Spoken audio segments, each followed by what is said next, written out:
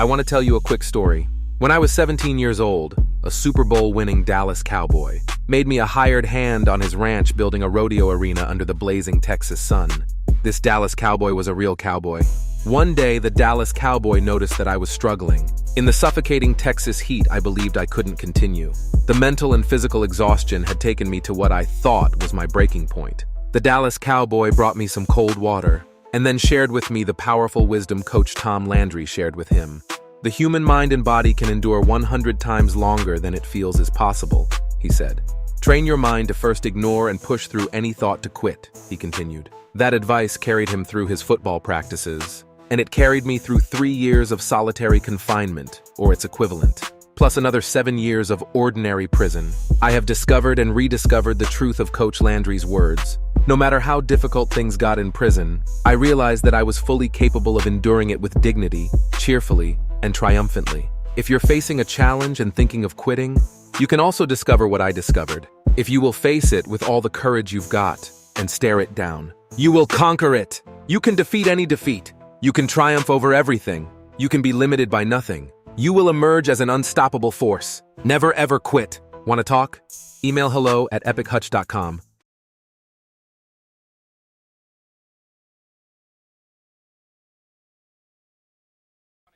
Like quarterbacks, running backs take a lot of punishment, but Walt Garrison took more than most. As a hard-nosed halfback, Garrison was a steady, reliable runner who lacked speed, but not determination. When asked about Walt's running ability, Don Meredith once said, if you needed 4 yards, you'd give the ball to Walt Garrison and he'd get you 4 yards. If you needed 20 yards, you'd give the ball to Walt Garrison and he'd get you 4 yards. Although Walt's statistics weren't extraordinary, his cowboy lifestyle was. I've always carried a knife. See, my daddy told me one time, you show me somebody carries a big, dull knife, and I'll show you the laziest in the world. You know, if you ain't got time to sharpen a knife, or if you're too lazy to sharpen a knife, then you're too lazy. So I always carry a knife, and it's usually sharp.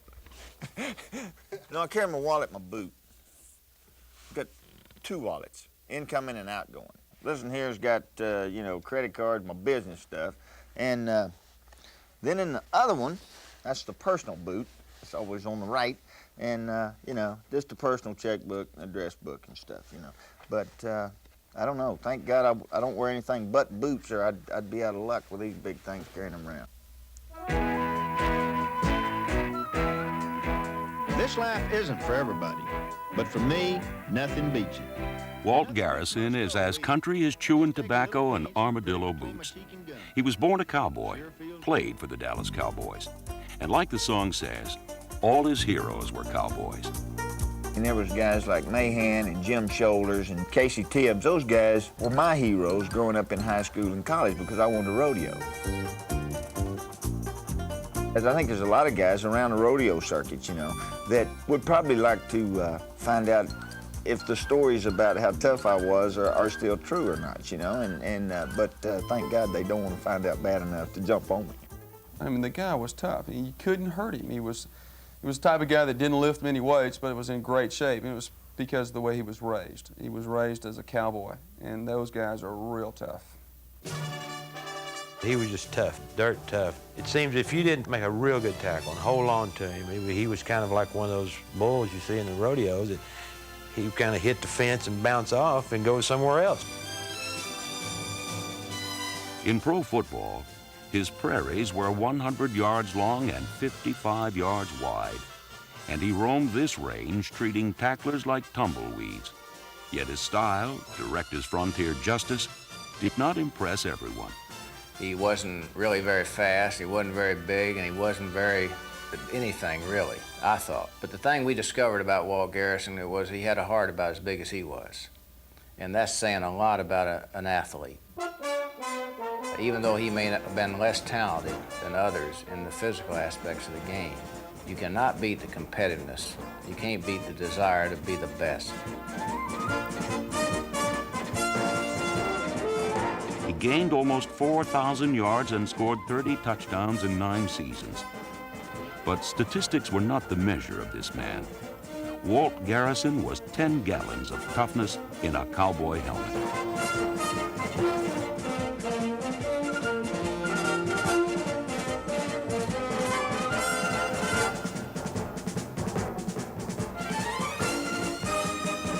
Garrison was a burr under the saddle, and defenders got saddle sore trying to tame him.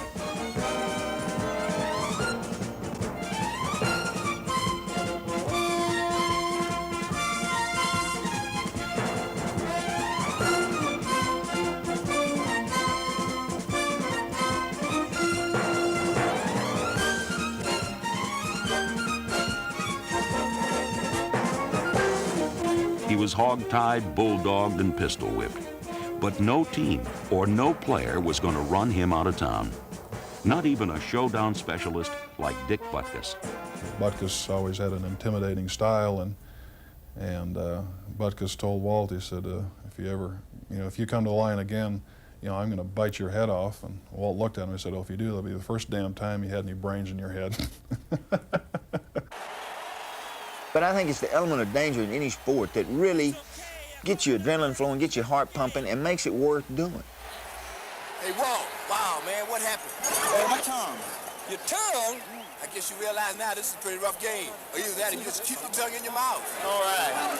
Ooh, man. Pain hurts me. I don't like pain.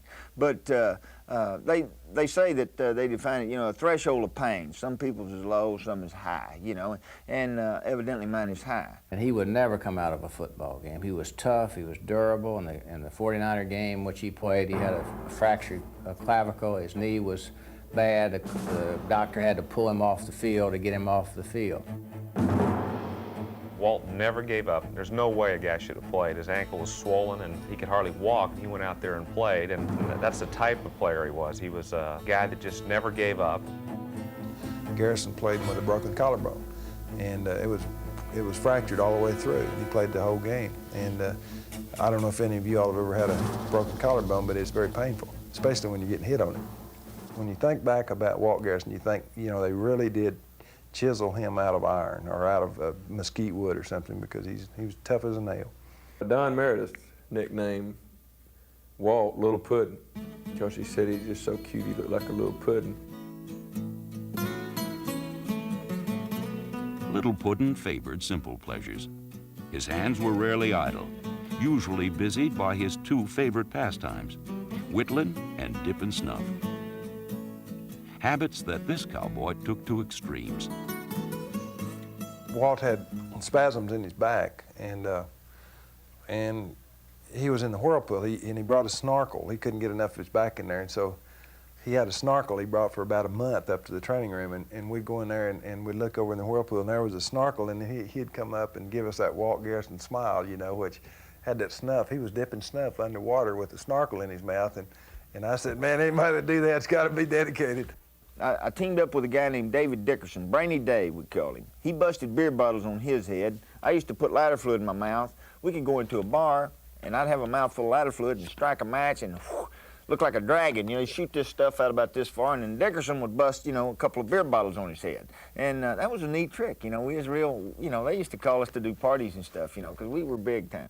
He was brimming up with anecdotes and limericks and jokes and stories and songs, and at the drop of a hat, he'd be reciting poetry, and he was hilarious. I took Charlie Waters over there one night to Rustler's, and he was asking Bear Creek, well, can you lay on the floor and spit on the ceiling? And the ceiling's like 11 foot over at Rustler's in this beer joint. And he said, yeah.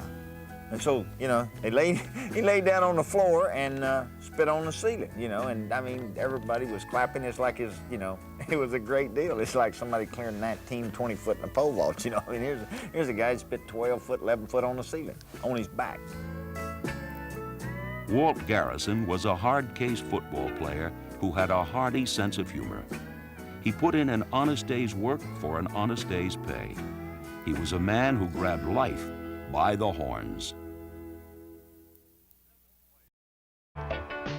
I would have to describe myself as being a country boy, really.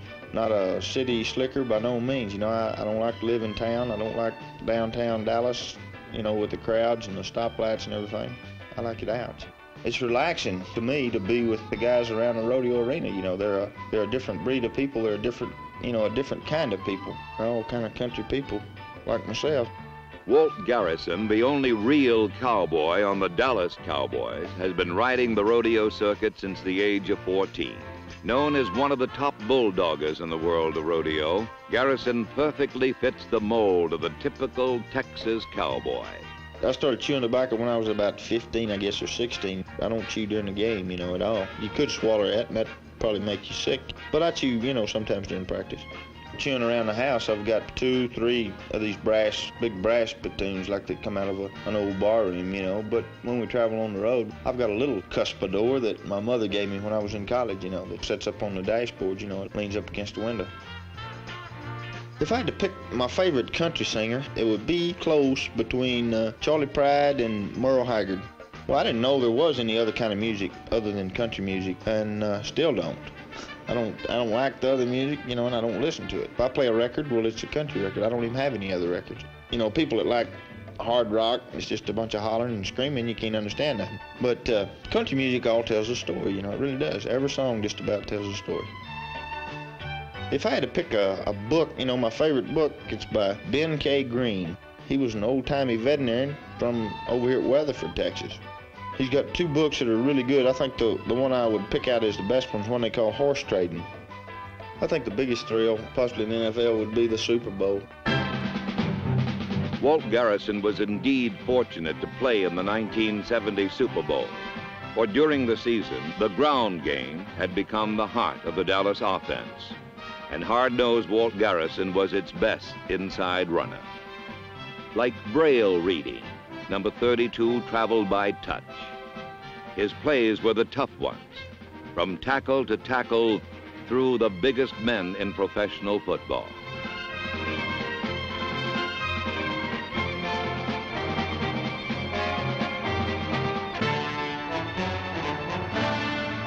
The long, hard season took its toll, but Walt Garrison endured a private pain. Then in the championship game, it caught up with him. Garrison broke a collarbone and sprained an ankle, but only minutes later came off the bench to lead his team to the winning touchdown.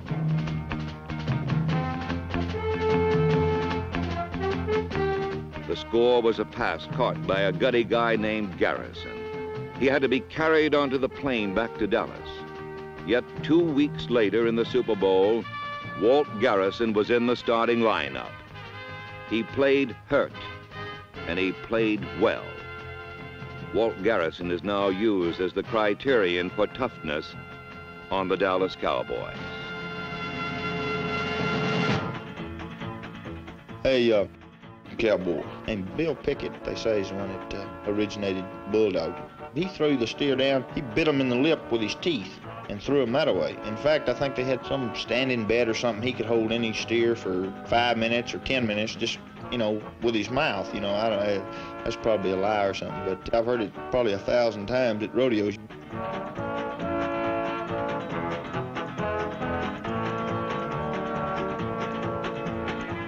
The object of steer racing is to twist the steer down by the horns and neck, to the ground, where he's laying flat on his side with his head and all 4 feet the same direction, and the fastest time wins. The anticipation, is just like before they call, a play in football. It's the feeling, it's just a good feeling there in the chute to know that any second, just when you nod your head, that it's all going to take place.